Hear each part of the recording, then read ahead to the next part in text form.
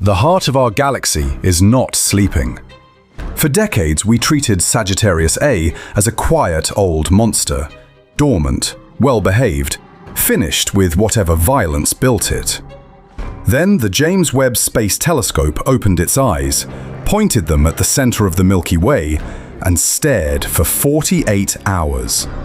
What it saw was nothing like what astronomers expected. The more they looked, the more they realized they had been wrong about almost everything. Something is happening 26,000 light-years from where you're sitting that nobody was prepared for. The most detailed observations ever made of our home galaxy's central black hole, formerly called Sagittarius A-star, came back showing a creature that never rests, never repeats, and never stops erupting. One of the lead astronomers admitted that every single time they looked at it, they saw something they had never seen before. We'll come back to one specific 40-second delay buried in the data that changed the way astronomers think about the physics at the heart of our galaxy. For most of the last half-century, Sagittarius A had a reputation. It was the polite one, the cosmic equivalent of an old, retired predator that had hunted enough in its youth and was now content to sit at the center of the galaxy and watch the stars go by. The supermassive black hole at the heart of the galaxy, known as M87, about 53 million light-years away, is a monster 1,600 times more massive than ours, surrounded by a glowing, raging accretion disk and firing jets of plasma thousands of light-years across the void. Our black hole, by comparison, looked underfed, underwhelming, practically asleep. That was the story, and for a long time the data supported it. Sagittarius A is dim. It is quiet in most wavelengths. It doesn't tear apart entire star systems on a regular basis. So when JWST was finally pointed at it for the longest, most detailed look in history, nobody on the team expected to see what they actually saw. They expected occasional flares. Most supermassive black holes flare occasionally. What they got instead was a non-stop, chaotic, unpredictable light show with no quiet stretches, no rhythm, and no end. Before going any further, you need to understand what Sagittarius A actually is, because what JWST saw only makes sense once you know what it was looking at. The object sits at the gravitational center of the Milky Way, about 26,000 light-years from Earth, in the direction of the constellation Sagittarius.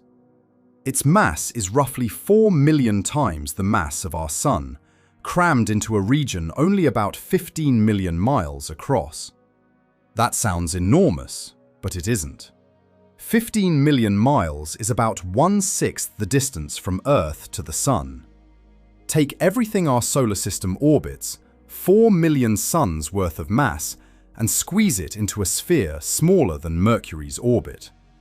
That is Sagittarius A. What that mass does to space-time around it is difficult to picture without breaking your brain. Within a few million miles of the event horizon, time itself starts to slow down compared to time anywhere else in the galaxy. A clock placed near Sagittarius A would tick more slowly than your wristwatch at home, by an amount you could actually measure. Light gets bent into arcs and rings.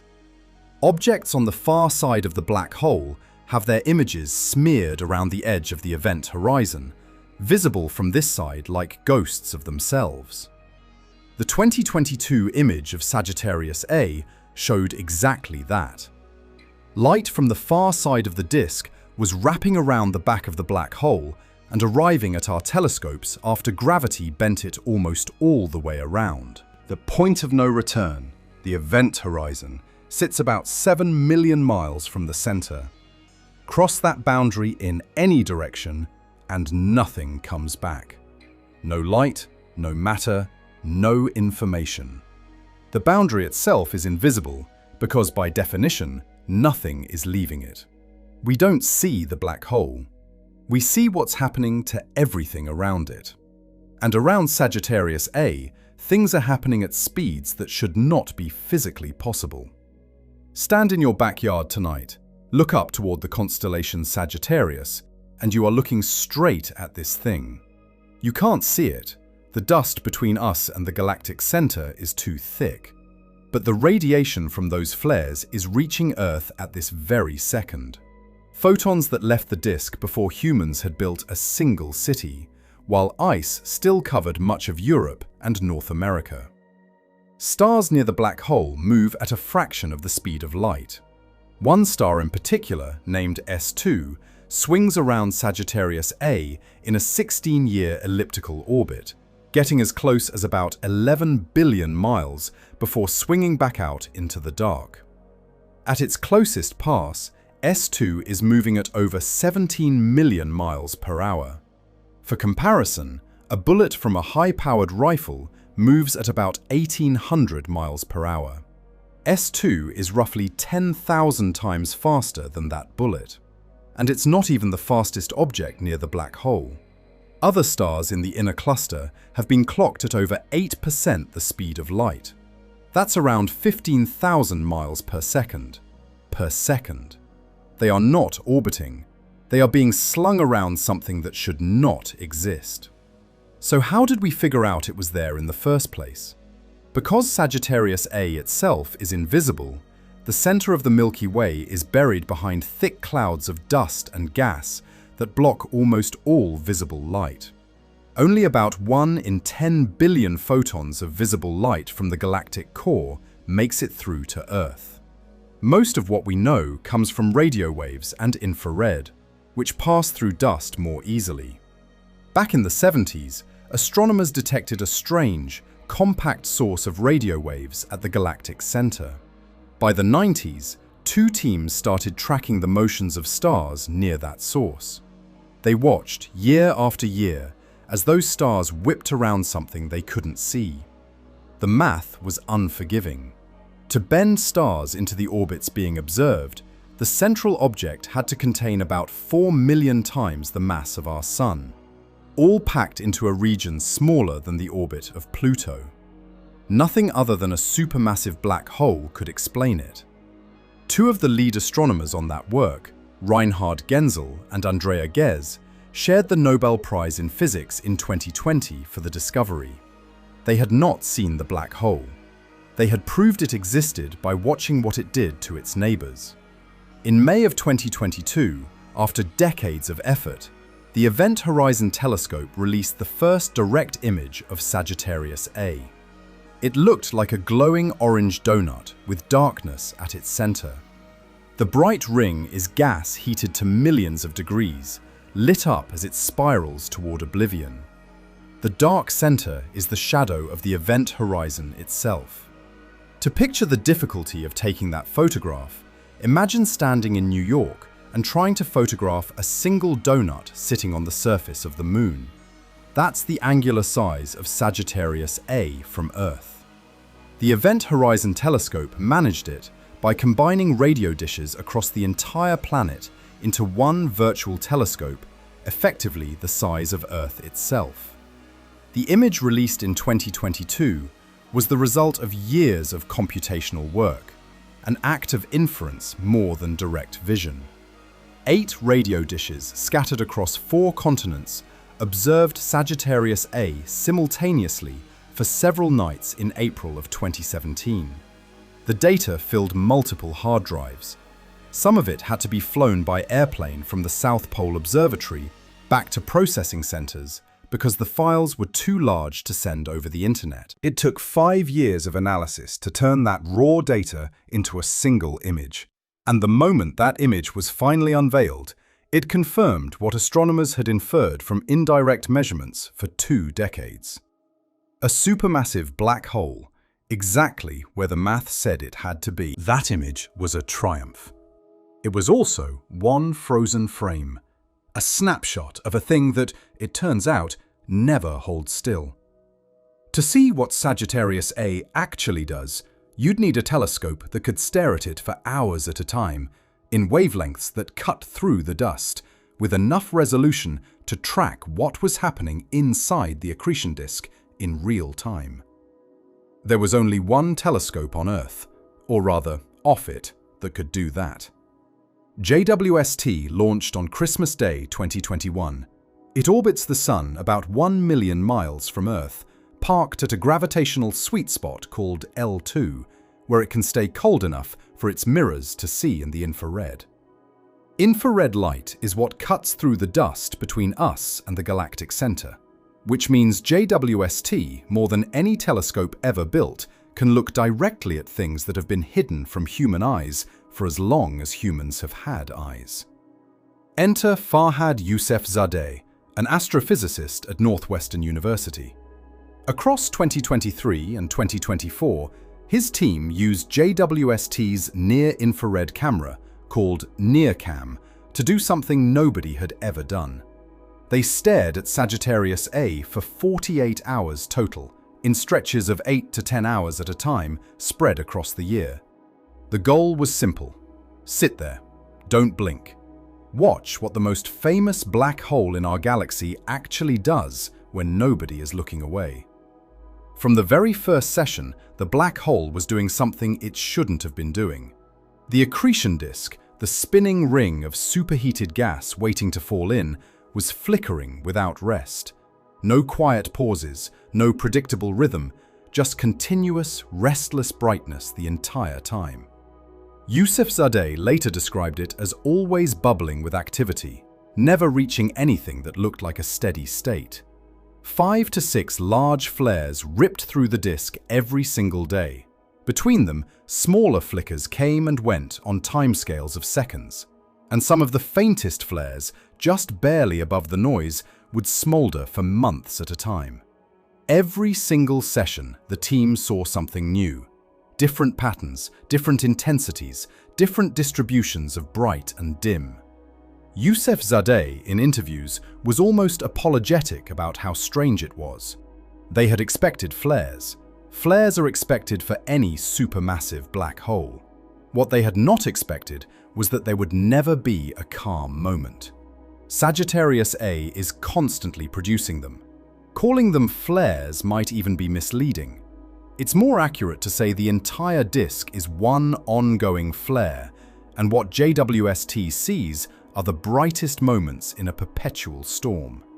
To picture what the data looks like, imagine a dim ember at the center of the frame, surrounded by a faint glow. Every few minutes, somewhere in that glow, a hot spot suddenly brightens, then fades. Sometimes a much bigger pulse rises out of the glow, peaks for several minutes, then collapses. Sometimes a faint flicker holds steady for an entire observation. The intensities change. The frequencies of brightness ramp up and down without warning. If you compressed 9 hours of the data into 30 seconds of video, which JWST's team has done and released publicly, the result looks unsettlingly alive. It does not look like a static gravitational anchor. It looks like something breathing. If you try to predict what the next minute of activity would look like, the data refused to cooperate. There was no detectable pattern, not on the scale of seconds, not on the scale of hours. The bursts came when they came, where they came, at whatever brightness they came. From a physics standpoint, that randomness is its own kind of evidence. It means the chaos isn't being driven by some clean cyclical mechanism like a wobble or a tide. Something deeper, something stranger is going on inside the disk. A single observation from April 6, 2024 deserves its own moment. On that day, a separate team using JWST's mid-infrared instrument, called MIRI, caught something nobody had ever caught before. A full-blown flare from Sagittarius A in mid-infrared light. Mid-infrared is a slice of the spectrum that Earth-bound telescopes cannot see, because our own atmosphere absorbs it. The only way to see mid-infrared light from 26,000 light-years away is from space. And on that April morning, JWST saw a 40-minute outburst tear through the disk. The team, led by Sebastiano von Fellenberg at the Max Planck Institute for Radio Astronomy in Germany, modeled what they had captured. The result was the cleanest evidence yet for a process called magnetic reconnection. In an accretion disk, magnetic field lines twist and tangle as the plasma spirals inward. When the tension gets too high, the lines snap, releasing enormous bursts of energy and launching charged particles to nearly the speed of light. Magnetic reconnection happens on our Sun too. It's what drives solar flares. On Sagittarius A, the same process is operating in a region of space where gravity is so strong it bends light into circles. The flares aren't outbursts. They are the sound of magnetic fields tearing themselves apart in the most extreme environment in our galaxy. There is no other place in the known universe where we can study this kind of physics from this close. The next nearest supermassive black hole is M87, 53 million light-years away. The light from a flare there takes 53 million years to reach us, and by the time it arrives, the original event ended at least one human civilization ago. Sagittarius A is in our backyard by any reasonable measure. The radiation we see is only 26,000 years old, which on universal timescales is yesterday. JWST has given us a real-time view of an environment that breaks our equations on a scale we can actually track. Every flare is a small experiment running in the most extreme laboratory accessible to humans. One specific measurement from the JWST campaign changed the models entirely. Yusuf Zadeh's team observed the black hole at two different infrared wavelengths simultaneously, 2.1 microns and 4.8 microns. When a flare happened, the shorter wavelength always brightened first. The longer wavelength followed, lagging behind by anything from a few seconds to about 40 seconds. That's the 40-second delay mentioned at the start. That sounds like a small detail. It is the most important measurement in the entire dataset. The delay is a fingerprint. It's the signature of high-energy electrons cooling off. The shorter wavelengths come from particles with more energy. As those particles lose energy, they emit at progressively longer wavelengths. So watching a flare shift from short to long wavelength, watching the brightness slide down the spectrum like that, is watching a population of electrons that were just accelerated to near light speed, gradually losing the energy they were given. The process is called synchrotron cooling, and before JWST, nobody had ever directly measured it happening in real time around our black hole. What does that actually mean?